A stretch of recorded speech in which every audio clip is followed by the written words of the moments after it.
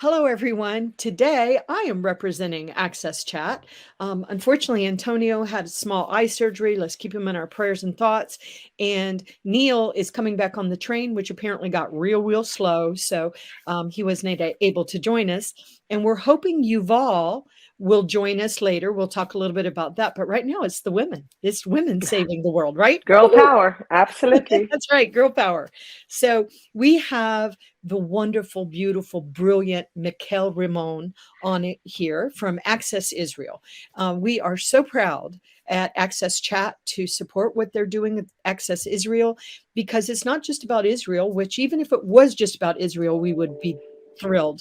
But they really are taking what they've done in Israel, which is so impressive, and making sure that the rest of the world can benefit and that we can all come together. And that I'm very grateful for, Michal. I'm very grateful that you're doing that.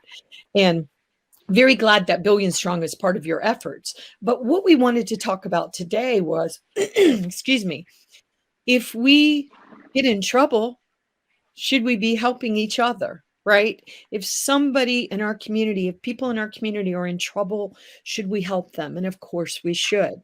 And so I have been so impressed how Access Israel has really stepped up to support the people with disabilities in Ukraine and actually other countries.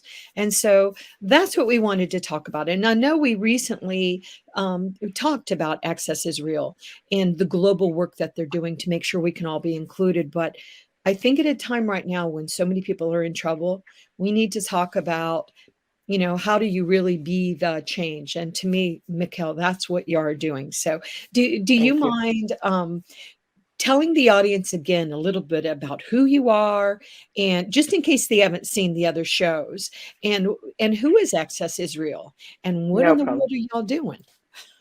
Well, no problem. First of all, thank you for your kind introduction. I'm Michal Rimon, and I'm the CEO. I always say I'm the proud CEO of Access Israel. I'm proud of the projects we're doing, the achievements, accomplishments, but most of all, the people, the volunteers, the employees, the partners, because this is what it's all about. I agree. I came to Access Israel 14 and a half years ago. I thought I'm coming only for 2 years, just, to learn the ropes on NGOs. And I got stuck, and I love being stuck here. Access Israel is an organization which started 22 years ago by Yuval Wagner, who I really hope will join us. Yes. Yuval is a son of a father in a wheelchair, basically spent his childhood with a father in a country that is not accessible. He had to lift him, pick him,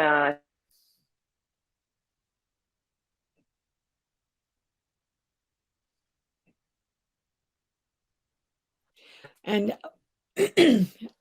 sometimes Wi-Fi doesn't want to work, so we're going to hope that Wi-Fi comes back and lets Michal. etc. Oh, good. Problem. Can you hear me, Deborah? Or was All I this cut stuff off? you cut out right when you were talking, and a very important part. And don't worry about it. We all understand Wi-Fi problems.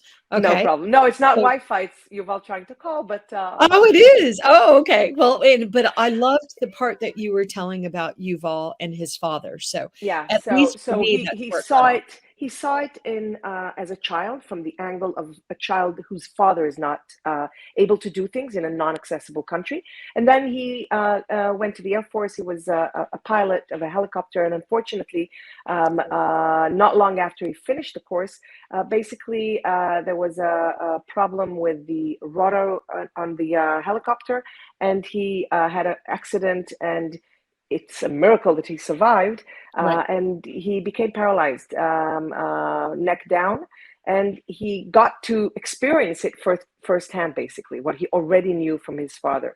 And 22 years ago, he basically wrote a letter to the president of Israel. You know how we learn in social studies to write letters to the officials, to the municipality, to the mayor, to the president. Well, he did it. He didn't really expect an answer, but here we're talking about the devil. Here we No, are, no. and Maybe this he camera didn't is not really good.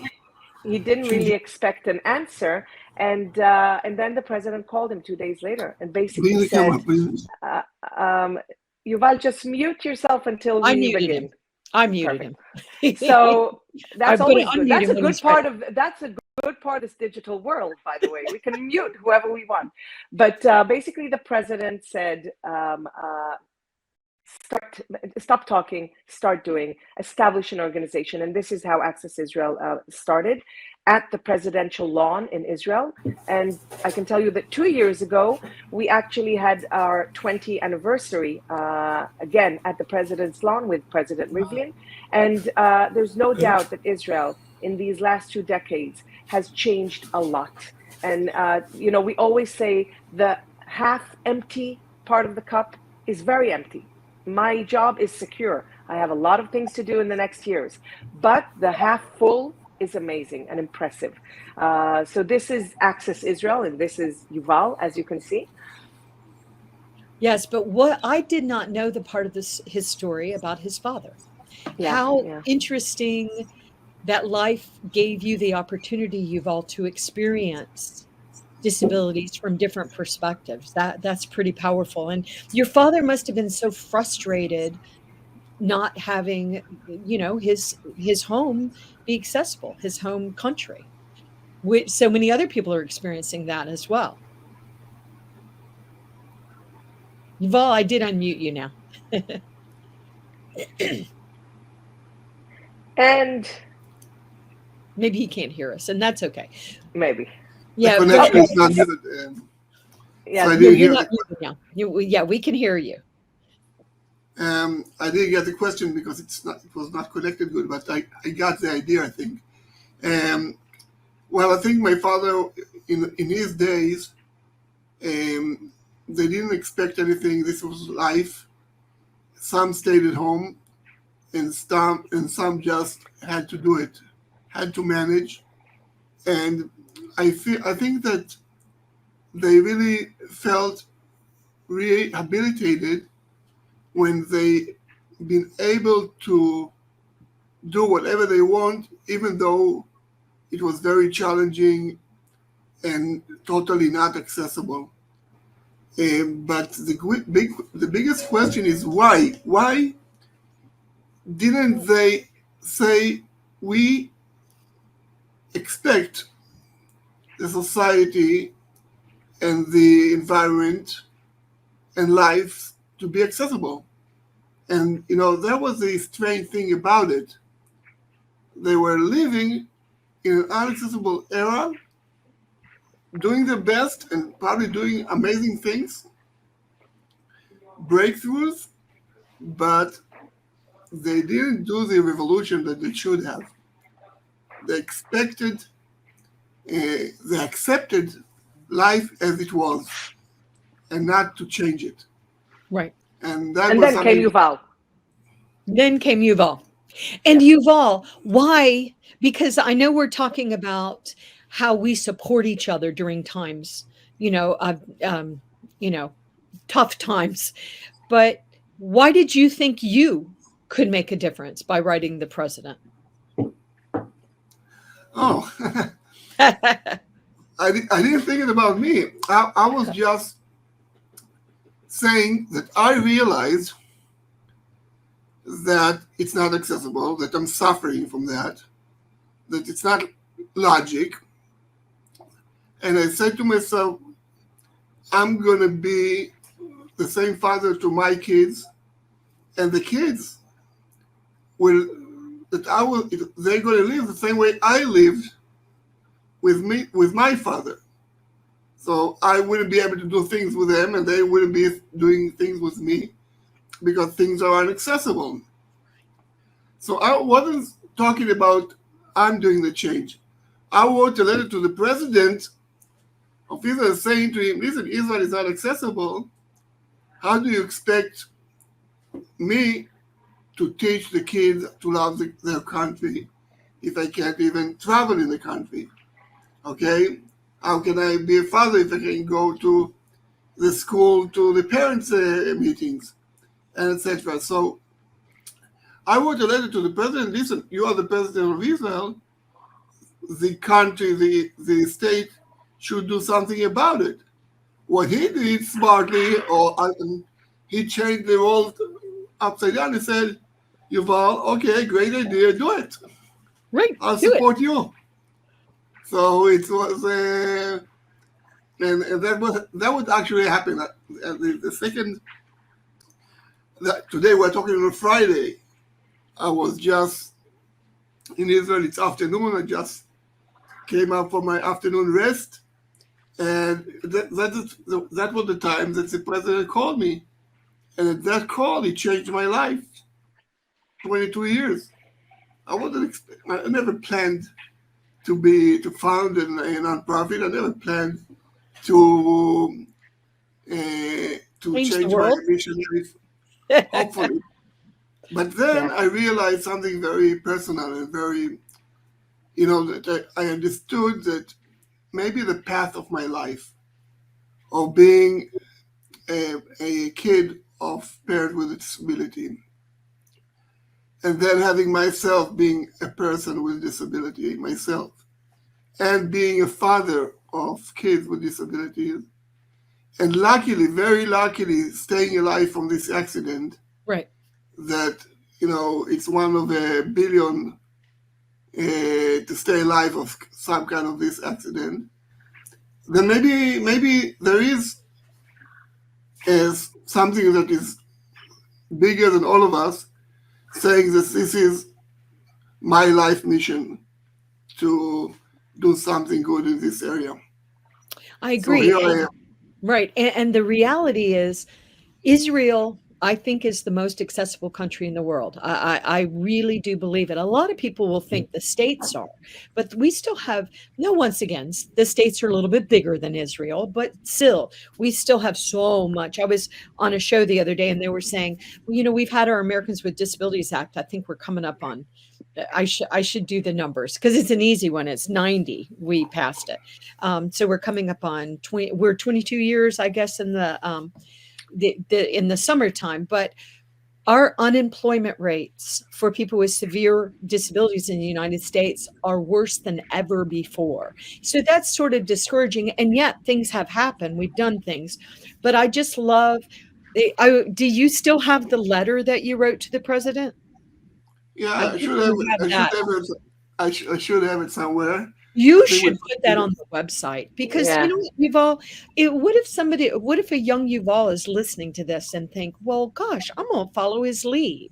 So because that was 22 years ago and y'all have accomplished so much, so And by much. the way, Deborah, when you go to the president's house today, they have an amazing video of each president, their legacy. One thing that they supported, and for President Weizmann, it's Yuval on the board on Access Israel. So the Oh my gosh. accessibility is really an amazing thing.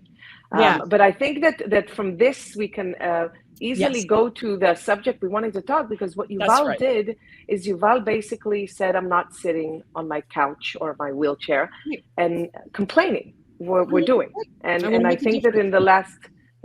in the last month, we were at Zero Project in Vienna.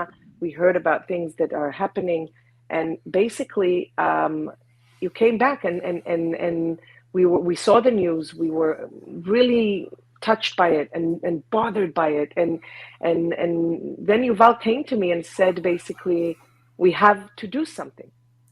We have to do something. It's not something we can sit and just watch on the news. Yeah, and I think that one of the things that made it even stronger is that Yuval said, listen, if it was here in Israel, I don't know what I would have done. I'm not sure I would have the strength or the will to go out. So that's how Access Israel basically started with that. And if we spoke last time about our international work, then I said then, and I'll repeat it again, I think one of the amazing things, it's not Access Israel is teaching the world, it's we're all teaching and we're all learning from each other. It's the power of the togetherness, the power of network. And I think that it doesn't matter whether it's developing country, developed country, you learn from everyone. And there's amazing innovations and amazing Yuvals everywhere in the world. And what we need to do is just join hands and just become a billion stronger. Really, So that is the basis of what we're doing in Ukraine today, because it's not that I or Yuval or Access Israel can be everywhere there. Right. It's a big country, a lot of borders.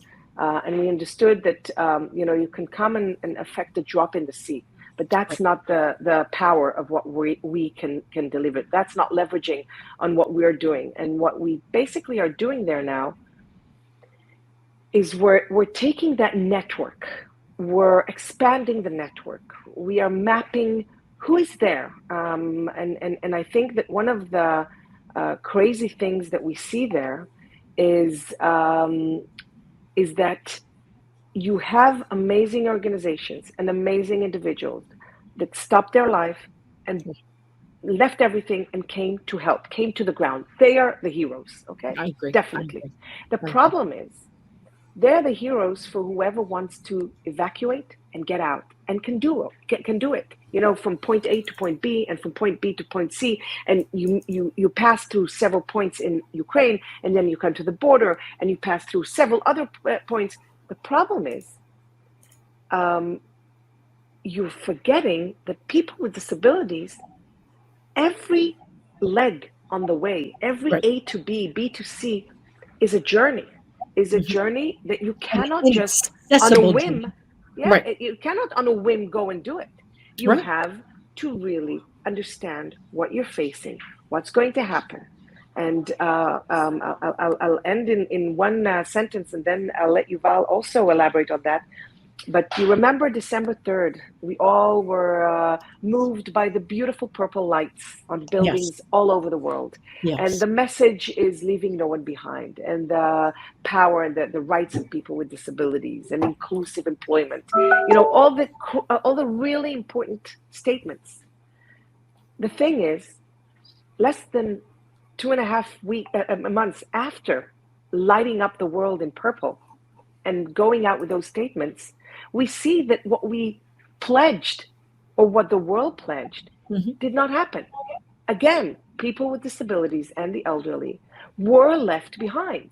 And Yep. I'm talking, of course, not specific case, because there were those who were taken and helped, but in general, they were left behind. So what we decided at Access Israel is to combine basically 4 things we are good at.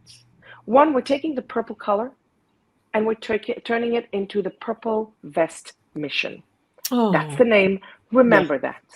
We should Purple all be Vest part. Mission. I love it. Purple Vest Mission. We're taking that purple and turning it into action.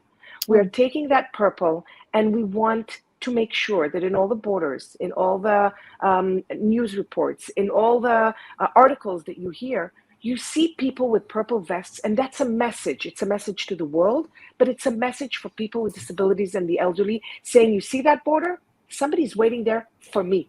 Somebody there knows what I need, and I will be taken care of. So maybe I will, put myself together and go on the journey. So one is the Purple Vest Mission. What that includes is, first of all, evacuation. We are leading, Yuval calls it special forces task. What we're taking the tough cases. Right. We're taking the cases that really are difficult to handle, and we are every case is a case on its own, and every case is something that we really need to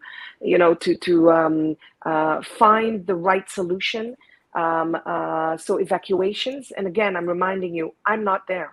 There's heroes over there. What we're doing is connecting those heroes. We are making sure that from A to B to C to the end point, all those heroes know that a person with disability is coming, know what to do with them, and that person with disability has comfort in knowing that. And the third thing is Access Israel is known globally for the training we do. So we're going to take that training, and we are going to take the experience we have, and Yuval will elaborate on that. He's a leader in Israel in emergency time legislation and emergency time preparedness. And what we're doing is we're taking the knowledge and the experience that we have, and we're turning it into training for volunteers in the borders, for border controllers, for everybody that will want. They will receive it in digital. Our first training is this Tuesday at 11 o'clock Israel time. And we are going to digitally provide the basic tools, the basic concept on how to provide accessible service. Why is it more difficult for people with disabilities? And lastly, we're doing a website that basically will bring all the information together in one place, so it will be accessible and it will be ready for everybody, with success stories to get people to really know what's ahead of them. And when needed, we're going to purchase ambulances, vehicles, because that's what's missing there. So that's the Purple Vest mission. So it sounds like you need some funding too for that Purple Vest mission, because Always. I love that I love the point that you make. Of course, I love the color purple, but I love for those of us that can see, to see that there's the purple vest and they're there for me. That would be, in a time when you're already so traumatized and so freaked out, to know somebody for a change was there for you. How beautiful is that? Like the Red Cross, we all know, and the Red Cross is for everybody. I get it. But the thing is, as Michal said, there are special needs, and not like, oh, include. No, there's just some realities that people have to deal with. And I just walked a lot of these with my husband, and the realities are harsh. So, Yes. and also, as Yuval has said to me multiple times, it's very important that people that really understand the walk are leading the cause. And that's one reason why I'm glad that Yuval wasn't interested in only making sure Israel was accessible, but that we all got it right. I know he's a big mentor to me and is not afraid to tell me what he thinks. And by the way, I really, really am grateful for that, because sometimes people don't want to tell you things. They don't want to hurt your feelings. But Yuval really, really wants change. So do you, Michal. So do I. So Yeah. I love that we're stronger together. But once again, I don't know, Yuval, if you want to answer this, or Michal, but I was wondering if you'd just dig in a little bit more about some of the things you're seeing, because I think a lot of people that watch AXSChat know what you're talking about. But once again, what if I can't see the purple vest? What if I can't hear so I was just wondering if y'all just dig in a little of some of the things you've seen, just to help ground what you're doing. And Yuval, you want to answer? just to say before the examples that Michal can share with some of the cases, which is under war evacuation, it's a different ball game. But I'm a person with disability, and you have to understand. The first thing we have to understand that for people with disabilities, well, you know what? For everyone, war is a lose-lose situation. Agree. Now, for people with disabilities, it's even harder, 7 times worse for people with disabilities. Just imagine, your listeners here, they're at 0 temperature and less, no power, no heaters, no elevators to go out for the buildings. No one brings you food. No one brings you medicine. No one brings you equipment. Now, staying at home, wow, when it's going to end? When are people going to assist me? Right. Am I going to die here?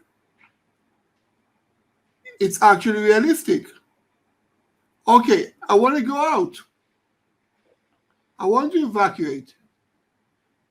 Can it really happen? Can I do such 5 days journey under fire, minus temperatures? Again, it's crazy. It's a lose-lose situation. You don't know what to do. So those do you go? Right. Yeah. Gosh. So they have those with disabilities that can manage it, they go out.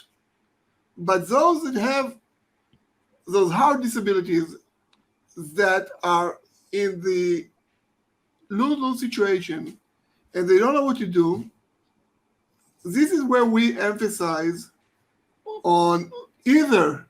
And here is something very unique that we learned in the last few days about the slogan, "Don't leave them behind." Right. Right. Because they have two kinds of "don't leave them behind." They have "don't leave them behind" and help them go out. And they have "don't leave them behind" that if they decide to stay, still don't leave them behind and help them stay. Right. Okay, so it's something that we learned for the Yeah, first time. that was the aha moment, real aha moment. Because in the beginning, we already talked about evacuation. And then we said, wait, don't leave them behind is also helping them stay if that was their decision. Wow. Or if we can't evacuate them. So after the evacuation, the amazing idea of Michal with the purple vest mission is that in order for that to work, you have it's not just ad hoc evacuation missions, small missions. It's we have to start arranging in bigger size, taking care of more people in many places, in the borders, in the train stations, in many hubs, in many registration places, with organizations. So it's very complicated to go to the second stage. And all of this is under that you never know what happens tomorrow. Right. Everything is being changing every day. Right. So it's very complex, but it's about saving lives. That's it. Saving lives and cooperations with many organizations. And they have the social hubs, and they have the Israelis, many organizations that are doing amazing jobs, and international organizations. And Michal, maybe you can take here for more. Yeah, and I share will. one of the. Yeah. First of all, you stories. mentioned the network and so first of all, this whole Purple Vest mission is relying and being helped greatly by the social work hub in Vienna, which in 2015 developed a CRM to assist then with the refugees. And Zmari is taking it out of the drawer and making it in use now. And I think this is the whole idea. The idea is that eventually, after Ukraine, we're going to have a system that, as far as I'm concerned, that will be in the drawer, waiting for the next disaster will happen. The next earthquake, the next tsunami, the next war, the next anything will happen. Plus, it's already happened. I think of people like our CIO, Nabil. He's in Syria. In Syria, it is totally freezing. It's freezing, and yet they get 30 minutes of electricity a day. Does anybody remember Syria is still there? And I love the point that y'all said, leaving no one behind means maybe they want to stay behind and you support them. So I just wanted to bring that point up. It's so needed. Gosh, Deborah, it's one of the aha moments I had in the 14 and a half years. We're all the time talking about don't be paternalistic. All the time in all the training, we say, don't think that because you are not with a disability, you know best. You don't know best. No, you don't. You have to ask the person with disability in general, and specifically in time of war, what do you need help? And what is the help you need? How do you want it? And if you want to stay, we're there for you. Now, I can tell you, when I'm trying to recap, and again, for the last 3.5 weeks, I'm going to sleep with this. I'm waking up with this, and it's engulfing my life basically. And I can tell you that the stories are terrible. Stories are terrible. And when you're thinking about, today we were in a call with one of the national organizations for disabilities in Ukraine, an amazing group of people. That added something that I was not aware of. We know there's about 2.7 registered people with disabilities in Ukraine, and it turns out that half of them are on or under the poverty line. So it's not that they had means of really finding a way to go out and So we have to keep that in mind also.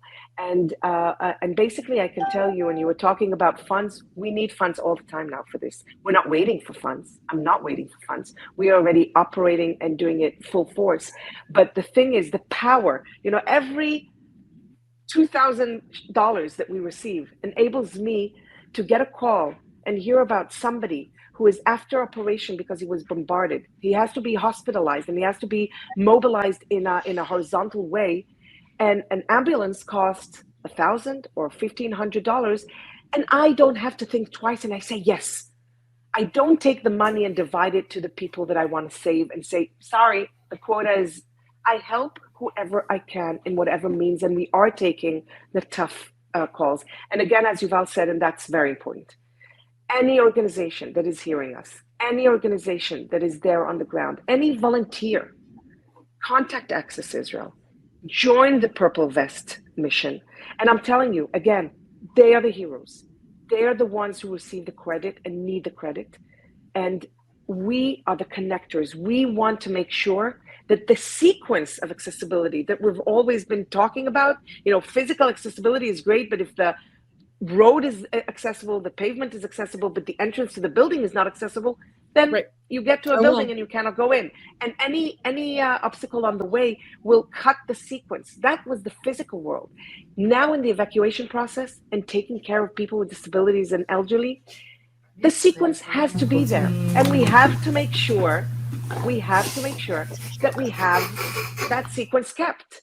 And this is something that we're doing for the last 3.5 weeks. And, again, Yuval gave examples, and I think that it's very important for people to understand it. Think about, people living in buildings, meaning that, nice buildings, 9th floor, 10th floor high. And while they were there in the building regularly, now there's, in Kharkov, for example, there's no power. The elevators don't work. Food doesn't come. And even if people want to bring food, it's not like you go to the supermarket and stock up. There's no food in the supermarket necessarily. And people gather food from all kinds of sources. And, it's real survival. And guys, we cannot sit on the side and read about it and see it. Each one help in your way. You're a PR guy, contact us. Help us make PR. You do something else. Anything you can help with. This is what we're looking for. Michal, I would also say, and I know that I've kept you all longer than normal, but this is an important conversation.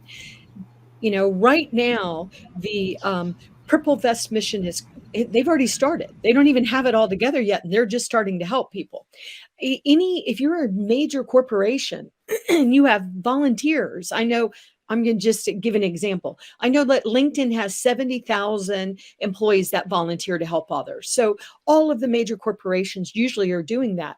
You want to make a difference, give to the Purple Vest mission so that we can support people with disabilities and older people that are so vulnerable and fighting for their lives. But then we'll build upon this and bring others. I know the World Institute on Disabilities under Martha Ross, they've done a lot with the emergency response thing. So let's bring them in. Let's all come together to help each other. So absolutely. I can tell you, I just one last point. LinkedIn, you gave any organization that is sending volunteers there, contact us. We'll do a training for your volunteers, pack them up with purple vests. That's it. Go there and be part of this movement. Let's make sure we're not leaving anyone behind. That's the key. It's the key. And also, we are the community.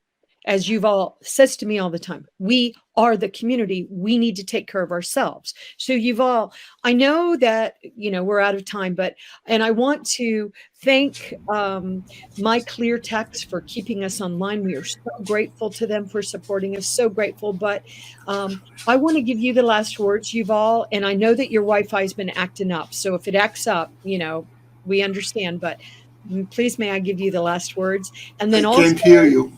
You can't hear me. Okay. Okay, now I can hear you. All right, cool. I want to give you the last words. Okay, so Deborah, thank you for this opportunity to be hosted at the AXSChat. It's amazing. This is special times. and we just can't sit on the bench No. and look on the TV and say, wow, this, and we are still living our lives like nothing happened. Right. This is something, it's one of those times, especially us that are caring for people with disabilities, Mm-hmm. have to do something. And it's from being interested, from doing donations, and actually being trained to be a purple vest a service giver, or any other thing. You can do so many things, Mm-hmm. but just at the end of these horrible times of those Ukrainians have, just don't be the one that says, I could have done something, but I didn't jump and do it. I agree. And there's so many things you can do. And we just have to make sure that we do the maximum we can to don't leave them behind. Because we ourselves, if we were in that situation, we would probably call out, help, help, help. Right. So let's help them and let's save lives. I agree. Because people there are realistically in high risk of life, and it's a mission. And you know what? It's time to stop watching television and to act. And so right now, they don't have a website up yet, but it's working on it. So go to Access Israel. Very easy to find Access Israel on social media. They are global connectors, as Michal said, and we are stronger together. So let's not leave anybody behind, even if they want to stay behind in their beloved country, which, by the way, that is not that's a normal response. So the reason why, thank y'all both for coming on at the last minute, but I wanted us to talk about the Ukraine and any people that are in trouble and what we can do as a community. So I'm grateful. Thank you. I'm grateful. Thank you for the opportunity. Yes, we love you. We love the work. AXSChat. Very proud to be supporting you. Rue Global Impact and Billion Strong. But Neil, Antonia, and I, thank you. Thank you so much. Thank you very much. Bye, Bye-bye. everyone. Bye-bye.